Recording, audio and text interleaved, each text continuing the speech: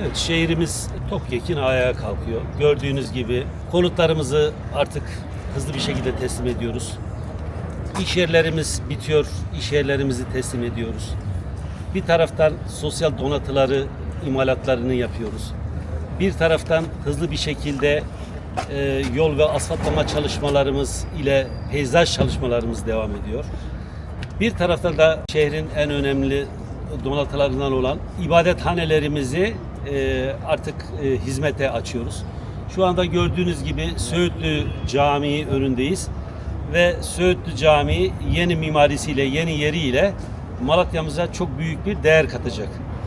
Burası yaklaşık 5000 kişilik bir cami olacak. Malatya'nın en büyük camisi şu anda.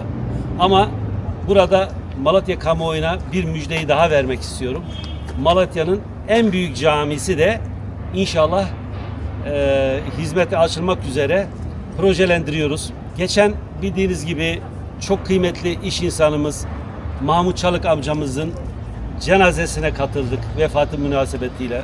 Öncelikle Mahmut amcamıza Allah'tan rahmet, yakınlarına ve Malatya'mıza başsağlığı diliyorum. Taziyeye gittiğimizde kıymetli iş insanımız Malatya'ya her daim büyük hizmetler sunan ve Malatya'da hakikaten eğitiminden ibadethanesine kadar birçok esere imza atan Ahmet Çalık Beyefendi ile görüştük.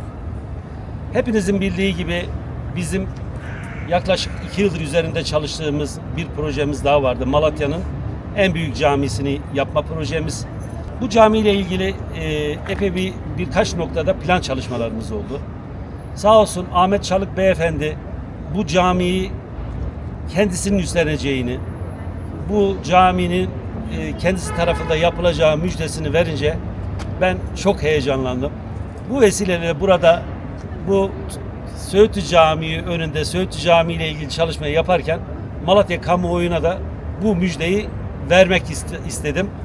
Ben öncelikle Ahmet Çalık, iş insanımız Ahmet Çalık Beyefendi'ye bu düşüncesinden dolayı yapacağı bu Malatya'ya bu katkıdan dolayı ben kendisine çok teşekkür ediyorum.